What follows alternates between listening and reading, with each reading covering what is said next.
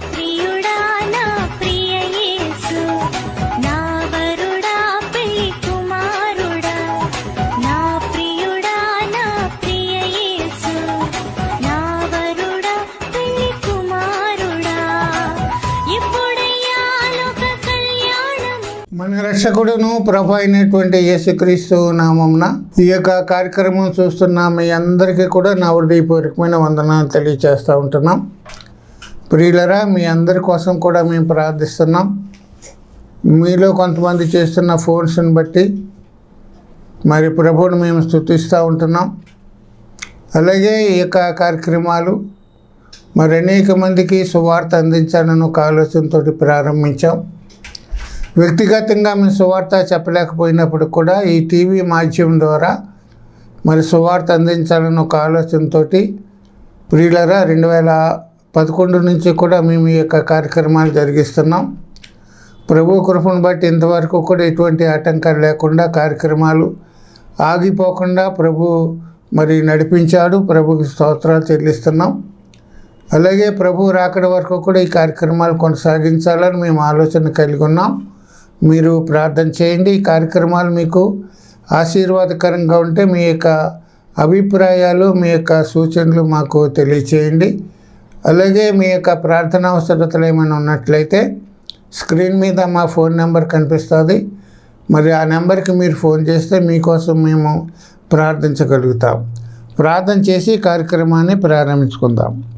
జీవము కలిగిన మా పరలోక తండ్రి, నమ్మదగిన దేవా, నీ పరిశుద్ధ నామన స్తోత్రాలు. నీ కృప చేత, ప్రేమ చేత మరోసారి నీ బిడ్డలతో కలిసి సహవాసం చేయడానికి, నీ వాక్యాన్ని ధ్యానం చేయడానికి మీరు మాకు ఇచ్చిన గొప్ప కృపగా నీ వందనాలు, స్తోత్రాలు. ప్రభువా, ఈ సమయంలో మీరే మాతో మాట్లాడండి. నీ బిడ్డలకు కావలసిన వర్తమానం మీరు దయచేయండి. నీ వాక్యమని జీవాహారాన్ని మా అందరికీ కూడా పంచిపెట్టమని నజరేయుడైన యేసు నామమున అడిగి స్తుతించి ప్రార్థిస్తున్నాం మా తండ్రి, ఆమేన్. ప్రభునందు ప్రియులరా, దేవుని వాక్యముల నుంచి కొన్ని విషయాలు మనం జ్ఞాపకం చేసుకుందాం. యోబు గ్రంథం 22 అధ్యాయం 23వ వచనంలో, నీ గుడారములలో నుండి దుర్మార్గమును దూరముగా తొలగించిన ఎడల నీవు అభివృద్ధి పొందెదవు అని వాక్యం మనకి సెలవిస్తుంది. మనం ఆశీర్వదించబడాలంటే, మనం అభివృద్ధి చెందాలంటే ప్రియులరా, మన గుడారాల్లో ఉండే దుర్మార్గాన్ని తీసివేయాలి. గుడారం అంటే శాశ్వతమైనది కాదు, తాత్కాలికంగా ఉండేది. మనకి 4 గుడారాలు ఉన్నాయని వాక్యం ద్వారా మనం నేర్చుకుంటూ వచ్చాం. ఈ 4 గుడారాలు కూడా మన భూమి మీద ఉన్నంత వరకునే అవి మనకు ఉపయోగిస్తాయి. శాశ్వతమైనవి, నిత్యమైనవి దేవుడు మన కోసం పరలోకంలో సిద్ధపాటు చేశాడు. మొదటి గుడారం మన శరీరం అన్నాం. శరీరంలో ఉండే దుర్మార్గాన్ని తొలగించుకోవాలి. రెండవ గుడారం మన ఇల్లు అని చెప్పాము. మన ఇంటిలో ఉండే దుర్మార్గాన్ని మనం తొలగించుకోవాలి. మనది కానిది ఏదైనా మన ఇంటిలో ఉంటే, మన కష్టం చేత కానీ, మరి న్యాయబద్ధంగా కానీ, చట్టబద్ధంగా కానీ సంపాదించకుండా అక్రమంగా, అన్యాయంగా సంపాదించేది ఏదైనా ఉంటే అది దుర్మార్గం. ఆకాను శాపగ్రస్తమైన దానిని ఇంట్లో పెట్టుకున్నాడు కనుక ఆకాను కుటుంబం చంపబడింది. గెహాజీ అబద్ధమాడి దేవుని సేవకుని పేరు చెప్పి నయమాను దగ్గర తీసుకున్నవి ఇంట్లో పెట్టుకున్నాడు కనుక గెహాజీకి కలిగిన పరిస్థితి ఏంటంటే, నయమానికి కలిగిన కుష్ఠరోగం గెహాజీకి వచ్చింది. అన్నీయ సపీరాలు దేవునికి అంతా ఇస్తామని ఒప్పుకొని కొంత దాచుకుని కొంత దేవుని దగ్గరికి తీసుకొచ్చారు కనుక వారిద్దరు కూడా ఒకే దినాన్ని మరణించినట్లుగా మనం చూస్తాం. మన ఇంటిలో దేవుని మందస్సం ఉండాలి, అప్పుడు ఆశీర్వదించబడతాం. అలాగే మన ఇంటిలోకి దైవ సేవకుని మనం ఆహ్వానించాలి, ఆతిథ్యం ఇవ్వాలి.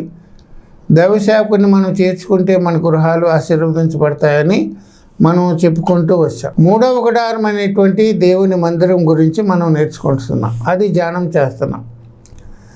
3వ గుడారం దేవుని యొక్క మందిరం. దేవుని మందిరములో ఉండే దుర్మార్గాన్ని మనం తీసివేయాలి. వాక్యం ఏం చెప్తుందంటే 93వ కీర్తన 5వ వచనంలో, దేవా, ఎన్నటెన్నటికీ పరిశుద్ధతయే నీ మందిరమునకు అనుకూలమని చెప్పాలి దేవుడు. మందిరములో ఎన్నో సౌకర్యాలు ఉంటున్నాయి, ఎన్నో వసతులు ఉంటున్నాయి, కానీ దేవుడు ఆశించేది ఏంటంటే దేవుని మందిరములో పరిశుద్ధత ఉండాలి. నీ మందిరమునకు అనుకూలం ఏంటంటే పరిశుద్ధత. దేవుడు పరిశుద్ధతను కోరుకుంటున్నాడు. ఈనాడు ఎన్ని మందిరాల్లో పరిశుద్ధత ఉంటుంది, ఎన్ని మందిరాల్లో దేవుడు పరిశుద్ధతను చూడగలుగుతున్నాడు అనేది మనం ఆలోచించాలి. ఈనాడు పరిశుద్ధత లేకుండా దేవునికి అయిష్టమైనవి, దేవుడు అసహించుకునే కార్యాలు ఎన్నో దేవుని మందిరాల్లో జరుగుతున్నట్లుగా మనం కనుక దేవుని మందిరాల్లో పరిశుద్ధతను పాడు చేసేది ఏంటంటే, మనం నేర్చుకున్నది పాదరక్షలతోటి దేవుని మందిరానికి వస్తున్నారు. అది దేవుని పరిశుద్ధతను పాడు చేసేది. రెండో విషయం ఏంటంటే, మందిరాల్లోకి సెల్ ఫోన్ తీసుకొస్తున్నారు, స్మార్ట్ ఫోన్లు తీసుకొస్తున్నారు.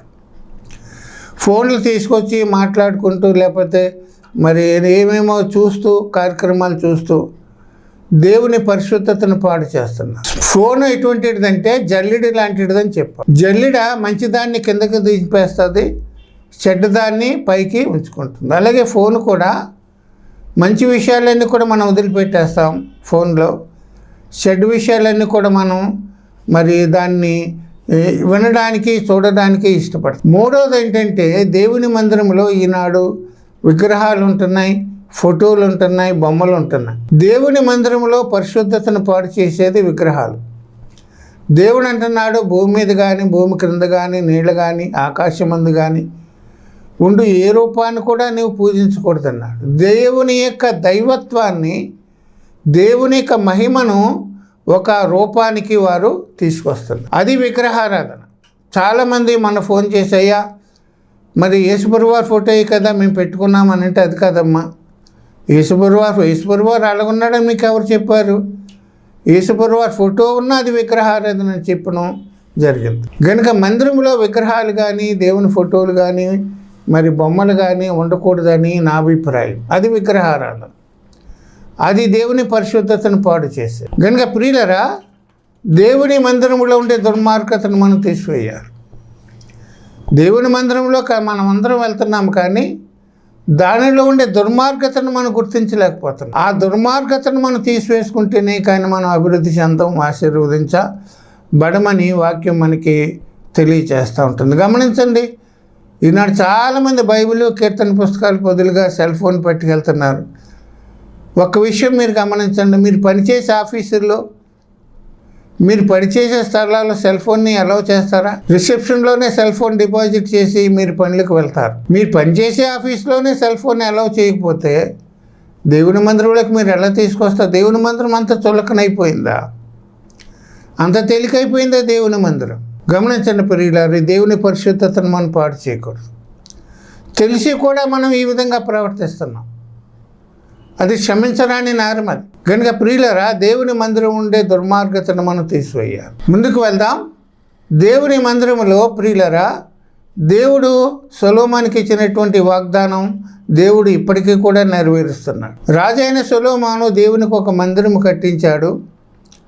ప్రియులారా, మరి బంగారంతో వెలుపల లోపల దేవదారు మురాన్లు, ఒలీవ కర్రతోటి మరి దేవుని మందిరాన్ని, విలువ కలిగినటువంటి వస్తువులతోటి దేవుని మందిరాన్ని కట్టించాడు. బైబిల్ పండితులు అంచనా వేసింది ఏంటంటే, ఆనాడు సొలొమోను కట్టినటువంటి మందిరం యొక్క విలువ ఇప్పుడున్న బంగారానికి, వెండికి, మిగిలిన కర్రలకి విలువ కడితే సుమారుగా 1,00,000 కోట్ల పైనే దాని విలువ అని చెప్పారు. అంత విలువైనటువంటి మందిరాన్ని సొలొమోను కట్టి, సొలొమోను దేవుని మందిరంలో ప్రార్థన చేస్తూ ఉంటున్నప్పుడు సొలొమోను ఏమన్నాడంటే, అయ్యా ఈ స్థలమందు నీకు ఆకాశం పట్టజాలని దేవుడు, నీ ఉండడానికి ఈ మందిరం ఏపాటిదని చెప్పినప్పుడు దేవుడు ఏమని జవాబు చెప్పాడంటే, 2వ దినవృత్తాంత గ్రంథాలు 7వ అధ్యాయం 15వ వచనంలో, ఈ స్థలమందు చేయబడు ప్రార్థన మీద నా కనుదృష్టిని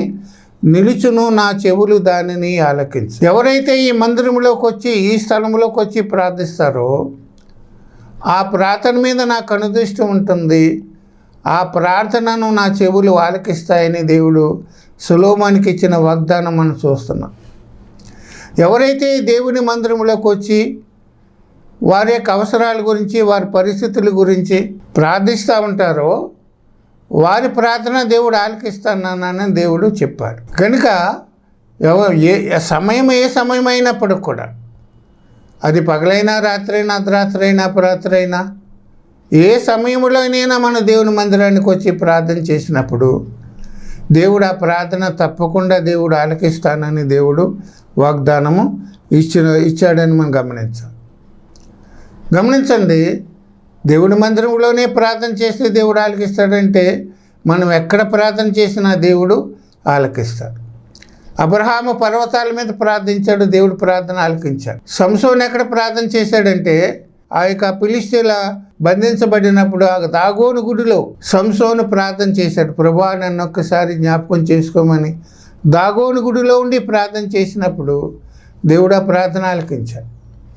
అంత మాత్రమే కాదు ప్రియులరా, యోనా, ప్రవక్త అయిన యోనా ఎక్కడుండి ప్రార్థన చేశాడు? చేప గర్భములో నుండి ప్రార్థన చేశాడు. దేవుడు ఆ ప్రార్థన కూడా విన్నాడు. అంత మాత్రమే కాదు, శిలువ మీద ఉన్న దొంగ ఎక్కడుండి ప్రార్థన చేశాడంటే తన అవసాన కాలంలో మరణించే సమయంలో ఆ శిలువ మీద ఉండి, ప్రభువా క్రీస్తు నన్నొక్కసారి నువ్వు నీ రాజ్యంతో వచ్చినప్పుడు నన్ను జ్ఞాపకం చేసుకోమని శిలువ మీద ఉన్న దొంగ ప్రార్థన చేసినప్పుడు దేవుడు అతని ప్రార్థన కూడా ఆలకించాడు.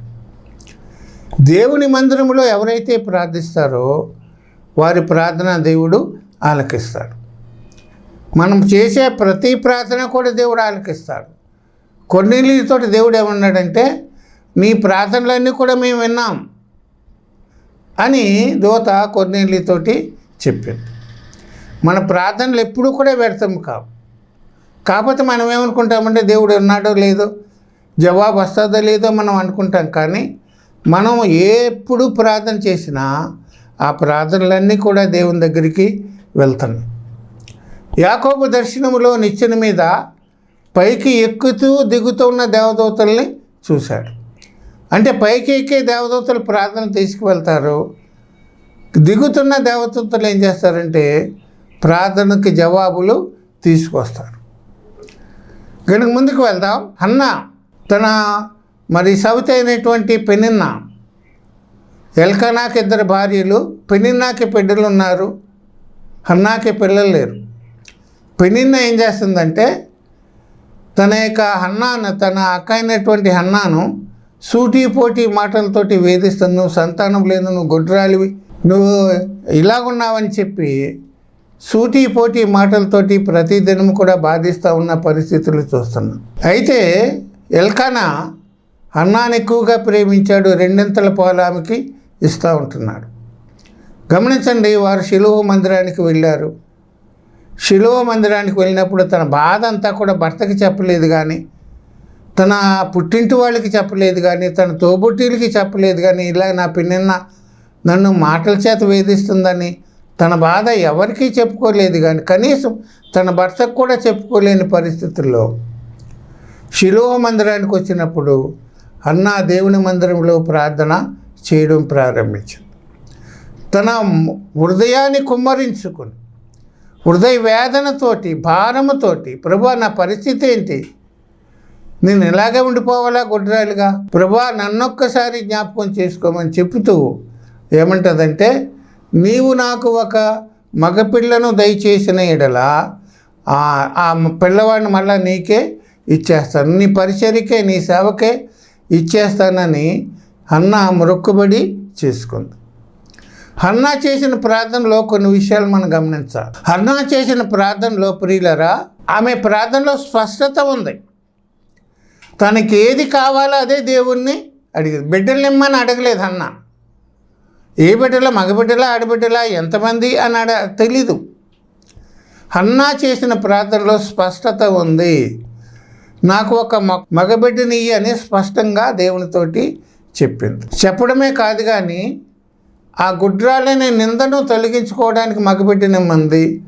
దేవుడు ఇచ్చిన తర్వాత, అయ్యా ఆ బిడ్డను మరలా నీకే ఇచ్చేస్తాను, నాకు అక్కర్లేదు, నా మీద ఉండే నింద తొలగిపోతుంది కనుక ఆ బిడ్డను నీకే ఇచ్చేస్తానని మొక్కుబడి చేసుకున్నట్లుగా మనం చూస్తూ ఉంటున్నాం. గమనించండి, మనం చేసే ప్రార్థనలో స్పష్టత ఉండాలి. దేవునికి మనం వివరంగా చెప్పాలి. అంటే దేవునికి తెలియదు అంటే దేవునికి తెలుసు. మనం అడుగుతామని దేవుడు చూస్తున్నాడు కనుక మన ప్రార్థనలో స్పష్టత కలిగినటువంటి ప్రార్థన. అంత మాత్రమే కాదు, దేవుడిచ్చిన వాగ్దానాన్ని నమ్మి మనం ప్రార్థన చేయాలి. దేవుడిచ్చిన వాగ్దానాన్ని ఎత్తిపట్టి ప్రభా ఈ స్థలంలో చేసే ప్రార్థన మీద నీవు కనుదృష్టిని ఉంచుతానన్న ఇదిగో ప్రార్థన చేస్తున్నాను అని దేవుని వాగ్దానాన్ని ఎత్తి మనం ప్రార్థన చేయాలని వాక్యం చెప్తుంది. అంత మాత్రమే కాదు, ఆమె ప్రార్థనలో సమర్పణ ఉంది, కృతజ్ఞతాభావం ఉంది, స్పష్టత ఉంది. కనుక దేవుడు తప్పకుండా తన కార్యాన్ని జరిగిస్తాడు అని నమ్మి ప్రార్థన చేసింది. యేసుప్రభువు వారు కూడా మాట చెప్పారు. మార్క్సు వార్త 11:24 అందుచేత ప్రార్థన చేయనప్పుడు మీరు అడుగువాటి నెలను పొందియున్నామని నమ్ముడి అప్పుడు అవి మీకు కలుగును అని మీతో చెప్పుచున్నాను. మీరు ప్రార్థన చేసేటప్పుడు ఏమైతే అడుగుతారో అవన్నీ కూడా పొందియున్నామని మీరు నమ్మండి. నమ్మి ప్రార్థన చేస్తే దేవుడు అవన్నీ కూడా ఇస్తాడని వాక్యం మనకి తెలియచేస్తూ ఉంటుంది. గమనించండి, ఎప్పుడైతే ప్రార్థన చేసి తన ఇంటికి వెళ్ళిపోయింది, దేవుని వాగ్దానాన్ని నమ్మింది, వాగ్దానం అయితే ప్రార్థన చేసింది, ఇంకా దేవుడు ఆ ప్రార్థన ఆలకించాడని నమ్మి ఇంటికి వచ్చిన తర్వాత తన బాధ అంతా కూడా మర్చిపోయింది. వాక్యం ఏం చెప్తుందో తెలిసిన మొదటి సమూయేలు గ్రంథం 1:18 తరువాత ఆ స్త్రీ తన దారిని వెళ్ళిపోయి భోజనము చేయుచు నాటి నుండి దుఃఖముఖిగా ఉండుట మానెను. ఎప్పుడైతే మందిరంలో ప్రార్థన చేసిందో ఏలీ కూడా నీ ప్రార్థన వింటాడని ఒక భరోసా ఇచ్చినప్పుడు, ఇక దేవుడు నా భారం అంతా కూడా దేవుని మీద వేసేసాను, దేవుడే నా భారం తీరుస్తాడని చెప్పి దుఃఖముఖిగా ఉండడం మానేసి, చింతించడం మానేసి, బాధపడడం మానేసి చక్కగా ఆహారం తింటుకుంటూ సంతోషంగా ఉన్న పరిస్థితులు మనం చూస్తున్నాం. దేవుని యొక్క వాగ్దానం కోసం, దేవుడిచ్చే జవాబు కోసం ఎదురు చూస్తున్న పరిస్థితిని మనం చూస్తూ ఉంటున్నాం. గమనించండి, దేవుడు ఆమెని జ్ఞాపకం చేసుకున్నాడు. ఆమె అడిగినట్టుగానే ఒక బిడ్డను మగబిడ్డను దేవుడు ఆమెకు ఇచ్చాడు. దేవుడు ఇచ్చేసిన తర్వాత ఇంకా దేవుడిని మర్చిపోలేదు ఆమె. నా కార్యం అయిపోయింది కదా, ఇంకా దేవుడితో పని ఏంటి అని అనుకోలేదు. ఈనాడు చాలామంది దేవుడిని అడిగి ప్రతిఫలం పొంది కృతజ్ఞత లేని వారుగా ఉన్నారు. మళ్ళా దేవుని దగ్గరికి వచ్చే పరిస్థితులే లేవు. దేవుని వల్ల మేళ్ళు పొంది, ఉపకారాలు పొంది దేవునికి దగ్గరికి రాకుండా, కృతజ్ఞత లేకుండా జీవిస్తున్న మనుషులను ఎంతోమంది మనం చూస్తాం. ప్రియులారా, దేవుడు మన పట్ల చేసిన కార్యాలను బట్టి కృతజ్ఞతను మనం తెలియచేయాలి. హన్నా దేవునికి కృతజ్ఞత తెలియచేసింది.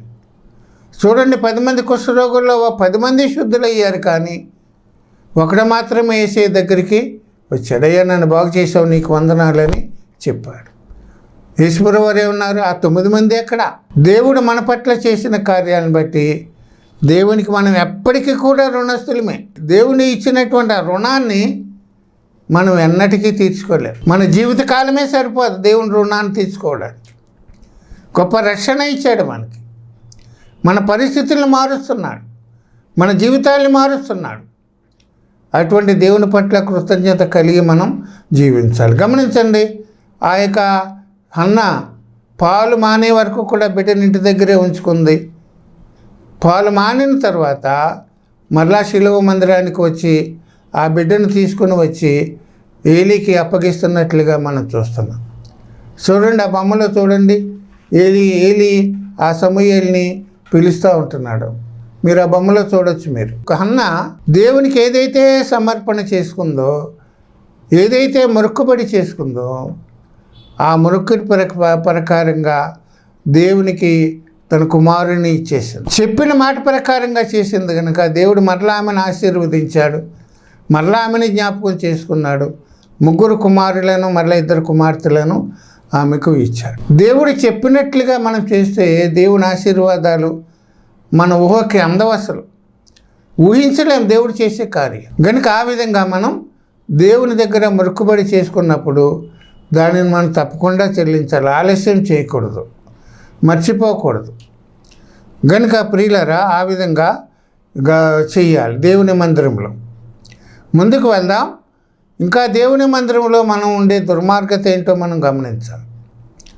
కీర్తన గ్రంథం 122 ఏమన్నాడంటే, యెహోవా మందిరమునకు పోవుదమని జనులు నాతో అన్నప్పుడు నేను సంతోషించాను. దావీదు భక్తుడు చెప్తున్నాడు, ప్రజలు ఏమంటున్నారు అతనితో, దేవుని మందిరానికి వెళ్దాం రా అని చెప్పినప్పుడు దావీదు ఆటంకం చెప్పలేదు. నాకు ఆ పని ఉంది, ఈ పని ఉంది, నాకు మరి ప్రజలు చూసుకోవాలి కదా, రాజకీయం చూసుకోవాలి కదా, ఎన్నో పనులు ఉన్నాయి, నేను రాలేనని చెప్పలేదు దావీదు. జనులు నాతో అన్నప్పుడు, మందిరమునకు వెళ్ళుదామని జనులు నాతో అన్నప్పుడు నేను చాలా సంతోషించాను. సంతోషంతో దేవుని మందిరానికి వెళ్తున్నా. 23వ కీర్తనలో దావీదు ఏం చెప్పాడో తెలిసిన, కృపాక్షేమములే నా వెంట వచ్చును, చిరకాలము యెహోవా మందిరములో నేను నివాసము చేతు. దావీదుకి ఇల్లు లేదా? చక్కని ఇల్లు కట్టుకున్నాడు దావీదు. ఆ ఇంటిలో ఉండడం కంటే దావీదు ఏమంటున్నాడో తెలిసిన, చిరకాలము యెహోవా మందిరములో నేను నివాసము చేస్తున్నా. దేవుని మందిరములో ఉండే ఆశీర్వాదాన్ని మనం గుర్తించలేకపోతున్నాం. దేవుని మందిరానికి మనం ఎలా వెళ్ళాలంటే ఏదో మేకని ఆ కబేళా దగ్గరికి తీసుకెళ్తున్నట్టుగా చాలామంది, ఆడేమో ఆ కషాయవాడేమో ముందుకు లాగుతూ ఉంటాడు, ఆ గొర్రెమో వెనక్కి లాగుతూ ఉంటాడు. బలవంతంగా కబేళా దగ్గరికి తీసుకుని వెళ్తాడు. అలా వెళ్ళకూడదు. మనం దేవుని మందిరానికి వెళ్ళినప్పుడు సంతోషంతో మనం వెళ్ళాలి. తొందరగా మనం వెళ్ళిపోకూడదు. ప్రశాంతంగా దేవుని స్తుతించాలి. ఈరోజు దేవుని మందిరానికి వెళ్తున్నాం, దేవుని స్తుతించాలి, ఆరాధించాలి, దేవుని సన్నిధానంలో ఆశీర్వాదం పొందుకోవాలని ఒక ఆలోచనతోటి మనం వెళ్ళాలి. కానీ అప్పుడే ఆదివారం వచ్చేసింది ఏంట్రా, అప్పుడే మందిరానికి వెళ్ళిపోవాలని చాలామంది అనుకున్న పరిస్థితులు మనం చూస్తాం. దావీదు అంటున్నాడు, యెహోవా మందిరమునకు వెళ్ళుదామని జనులు నాతో అన్నప్పుడు నేను సంతోషించు. కనుక దేవుని మందిరములో ఉండే ఆశీర్వాదాలు మనం గమనించాలి. దేవుని మందిరములో ఏముంటుందంటే 16వ కీర్తన 11వ వచనంలో, నీ సన్నిధిని సంపూర్ణ సంతోషము కలదు, నీ కుడి చేతిలో నిత్యము సుఖములు కలవు. దేవుని సన్నిధికి వెళ్తే, దేవుని మందిరానికి వెళ్తే ఏముంటుంది? సంపూర్ణమైన సంతోషం ఉంటుంది. ఆ సంతోషంలో లోటు ఉండదు, సంపూర్ణమైన సంతోషం. మనం ఎన్ని బాధలతో వెళ్ళినా, ఎన్ని సమస్యలతో మనం వెళ్ళినా, మన యొక్క ఇరుకులు, ఇబ్బందులు, మన ప్రతికూల పరిస్థితులు, మనం దేవుని మందిరానికి వెళ్ళినప్పుడు దేవుని మందిరంలో సంతోషాన్ని పొందుకొని, ఆశీర్వాదం పొందుకొని, ఆ భారమంతా కూడా దేవుని దగ్గర విడిచిపెట్టి తేలికగా ఒడియ ఆనందంతో మరలా తిరిగి రావడానికి దేవుడు కృప చూపిస్తాడు. లోకంలో ఎన్నో రకాలైన సంతోషాలు మనం చూస్తాం. డబ్బు ఉంటే సంతోషపడతారు కొంతమంది, పిల్లలుంటే సంతోషపడతారు, మంచి ఇల్లు ఉంటే సంతోషపడతారు, మంచి ఉద్యోగం ఉంటే సంతోషం ఉంది, మంచి ఆహార పదార్థాలు తింటే సంతోషం ఉంది. కానీ సంతోషం అనేది ఆ తాత్కాలికమే లోకంలో ఉండేది. లోకస్తుల దగ్గర నుంచి మన ఉండే వస్తువుల దగ్గర నుంచి ఉండే సంతోషము తాత్కాలికమైంది. కానీ దేవుని మందిరంలోకి వచ్చే ఉండేటువంటి సంతోషం, దేవుని మందిరంలో గడిపినటువంటి ఆ సమయంలో మనం పొందే సంతోషం, అది సంపూర్ణమైనది. దానిలో ఏ లోటు కూడా ఉండదు. కనుక వాక్యమే చెప్తుందంటే 84వ కీర్తనలో, నీ మందిరమునందు నివసించు వారందరూ ధన్యులు. గమనించండి ప్రియులారా, భక్తుడు ఏమంటాడంటే, నీ మందిరములో ఒక దినము గడపడం 1000 దినాల కంటే శ్రేష్టమంటారు. దేవుని మందిరంలో ఒక దినం గడపడం అనేది, ఒక గంట గడపడం అనేది 1000 గంటల కంటే శ్రేష్టమైనదని మనం గమనించాలి. దేవుని మందిరంలో మనకి విశ్రాంతి పొందుతాం. మన పరిస్థితుల నుంచి, మన సమస్యల నుంచి దేవుడు గొప్ప విడుదల ఇస్తాడని వాక్యం మనకి తెలియచేస్తూ ఉంటుంది. గమనించండి, దేవుని మందిరానికి వెళ్ళడానికి మనం చాలా అభ్యంతర పడుతున్నారు చాలామంది. డ్యూటీలు అన్నీ కొంతమంది అంటారు, పనులని కొంతమంది అంటారు, కొంతమంది ఏవో ఫంక్షన్స్కి వెళ్ళాలని ఆదివారం ఆరాధనకు మానేసి వెళ్ళిపోతున్న పరిస్థితులు మనం చూస్తున్నాం. దేవుని మందిరం కంటే ఇవన్నీ కూడా నీకు ఎక్కువైపోయినాయా? వారానికి ఒక్కరోజే కదా మన దేవుని మందిరానికి వెళ్ళేది. ఆ వారం కూడా, ఆ రోజు కూడా మన దేవుని మందిరానికి వెళ్ళకపోతే ఇంకా మనం చేసే పనికి అర్థమేంటి? కనుక సంవత్సరానికి 52 వారాలు ఆదివారాలు. సంవత్సరానికి 52 వారాలు అయితే నువ్వు ఎన్ని వారాలు దేవుని మందిరానికి వెళ్ళావు? ఎన్ని ఆదివారాలు దేవుని మందిరానికి వెళ్ళి దేవుని స్తుతించావు? ఒకసారి పరిశీలించుకో. నీ పనుల ఒత్తిడిని బట్టి నీ డ్యూటీలు, వావ్ డ్యూటీలని, అదని డే డ్యూటీలని, నైట్ డ్యూటీలని, నైట్ డ్యూటీకి వెళ్ళే వాళ్ళు ఆదివారం పడుకుంటారు పగలు. ఆదివారం డే డ్యూటీ ఉన్న వాళ్ళు డ్యూటీకి వెళ్ళిపోయి మందిరానికి రా. డే డ్యూటీ అయినా నైట్ డ్యూటీ అయినా కష్టమే మందిరానికి రావడం. 52 వారాల్లో నువ్వు ఎన్ని వారాలు దేవుని మందిరానికి వచ్చావు? ప్రశ్నించుకోకసారి. ఎన్ని ఆదివారాలు నువ్వు మానేశావు? ఎన్ని ఆదివారాలు దేవునికి దూరం అయిపోయావు? ఎన్ని ఆదివారాలు దేవుని ఆశీర్వాదం పొందకుండా నువ్వు దేవునికి దూరం అయిపోయావు? గమనించండి, దేవుని మందిరంలోకి వెళ్ళినప్పుడు దేవుడు మనల్ని తప్పకుండా ఆశీర్వదించే దేవుడు. ఒట్టి చేతులతో మనం వెళ్తాం. మన భారంతో, మన సమస్యలతోటి, దుఃఖంతో వెళ్ళినప్పుడు దేవుడు ఆ భారమంతా కూడా తొలగించి మనకి విశ్రాంతిని, సంతోషాన్ని, సమాధానాన్ని ఇచ్చి దేవుడు పంపేవాడు. గమనించాలి, ముఖ్యంగా గమనించాల్సింది ఏంటంటే దేవుని దగ్గరికి వచ్చిన వారిని దేవుడు ఎప్పుడు కూడా వట్టిగా పంపించడు. ఏదో ఒక ఆశీర్వాదం, ఏదో ఒక మేలు, ఏదో ఒక దీవెనిచ్చి పంపించేవాడే కానీ నిన్ను ఎప్పుడు కూడా వట్టి చేతులతో పంపించే దేవుడు. గనుక ప్రియులారా, దేవుని మందిరం యేసయ్య బోధ చేసేటప్పుడు కూడా యేసయ్య దగ్గరికి చాలామంది వచ్చారు. ఎవరిని కూడా వారిని వచ్చినట్టుగా పంపించలేదు ఆయన. రోగుల్ని బాగు చేసి పంపించాడు. ఆకలిగా ఉన్న వారికి రొట్టె చేపలు ఇచ్చి పంపించాడు. వారి ఆకలి తీర్చాడు. యేసయ్య ఈ లోకంలో ఉన్నప్పుడు తన దగ్గరికి వచ్చిన వారిని ఎప్పుడూ కూడా వట్టిగా పంపించలేదు. ఏదో ఒక మేలు, ఏదో ఒక ఆశీర్వాదం ఇచ్చి పంపించాడు కానీ వట్టిగా పంపించలేదు. ఈ వాక్యం ఉంటున్నా నీవు దేవుని మందిరానికి వెళ్ళడానికి సంతోషించాలి. నువ్వెందుకు ఆధారపడుతున్నావు? ఎందుకు నీవు సాకులు చెప్పి దేవునికి దూరం అయిపోతున్నాం? కనుక మందిరంలో ఉండే దుర్మార్గత ఏంటంటే ఆదివారం ఆరాధనకు వెళ్ళకపోవడం దుర్మార్గం. దేవుని మందిరానికి వెళ్ళకపోవడం దుర్మార్గం. ఏవేవో సాకులు చెప్పి మందిరానికి వెళ్ళకపోవడం దుర్మార్గం. నీ సొంత పనులకి ప్రాధాన్యతనిచ్చి దేవుని మందిరానికి వెళ్ళకపోవడమే దుర్మార్గం. వింటున్నారా? అన్నా మొక్కుబడి చేసుకుని ఏదైతే మొక్కుబడి చేసిందో దాని ప్రకారంగా దేవునికి సమూయేలుని సమర్పించేసింది. మరలా ఆశీర్వాదం పొందింది. దేవుని మందిరం ఉండే దుర్మార్గత.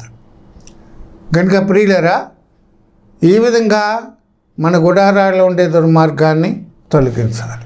అప్పుడే మనం ఆశీర్వదించబడతాం. మనం ఇవన్నీ పట్టించుకోవడం లేదు. చాలామందికి తెలియకోకుండానే చేసేస్తున్నాం. కనుక ప్రభు చిత్తమైతే మరలా కొన్ని విషయాలు దేవుని మందిరంలో ఉండే దుర్మార్గతను గురించి మనం నేర్చుకోవడానికి ఇష్టపడదాం. దేవుడు ఈ మాటలు మన కోసం దీవించి ఆశీర్వదించును గాక. ప్రార్థన చేద్దాం. జీవం కలిగిన మా పరలోకపు తండ్రి, నమ్మదగిన దేవా, నీ పరిశుద్ధ నామమున స్తోత్రాలు. నీ కృప చేత, ప్రేమ చేత ఇంతవరకు మాతో వివరంగా విస్తారంగా మాట్లాడారు. నీకు వందనాలు. విత్తబడిన వాక్యం కోసం ప్రార్థిస్తున్నాం. విత్తబడిన వాక్యానికి నీరు కట్టండి, ఫలింపు చేయండి, విన్నవారికి ఆశీర్వాదకరంగా చేయండి. వాక్యం ఉన్న ప్రతి ఒక్కరిని మీరు దీవించండి. బలహీనులను మీరు బలపరచండి. వ్యాధిగ్రస్తులైన వారిని మీరు బాగు చేయండి. ఏ ప్రతికూల పరిస్థితుల్లో ఉన్నారో వారందరినీ కూడా మీరు జ్ఞాపకం చేసుకోమని అడుగుతూ ఉంటున్నాం. సహాయం చేయండి. నీకు వందనాలు, స్తోత్రాలు. వాక్యం ఉంటున్న వారందరినీ మీరు బలపరచండి. వారి మందిరాలు, వారి గుడారాల్లో ఉండే దుర్మార్గతను తొలగించుకొని ఆశీర్వాదం పొందేవారిగా చేయమని అడుగుతూ ఉంటున్నాం. సహాయం చేయండి. నీకు వందనాలు, స్తోత్రాలు. కృపగల తండ్రి, ఇదిగోనైనా మరి దైవజనులు సందీప్ గారిని బట్టి ప్రార్థన చేస్తున్నాం. వారికి ఇచ్చిన స్వస్థతకై వందనాలు. ఇంకా సంపూర్ణమైన స్వస్థత దయచేయండి. నీ దాసుని మా మధ్యకి నడిపించి మాతో ఇదిగోనైనా మరి ఉండడానికి సహాయం చేయండి. కావలసిన ఆర్థిక వనరులు మీరు సమకూర్చండి. నీ కృపలో జ్ఞాపకం చేసుకోండి. ఈ పరిచర్యలో పాల్పొందుతున్న ప్రతి ఒక్కరిని మీరు దీవించండి, ఆశీర్వదించండి. నీ చిత్తమైతే మరీసారి కలుసుకోవడానికి నీ కృప దయచేయమని యేసునామం అడిగి స్తుతించి ప్రార్థిస్తున్నాం మా తండ్రి. ఆమేన్. మీ అందరికీ నా హృదయపూర్వకమైన వందనాలు.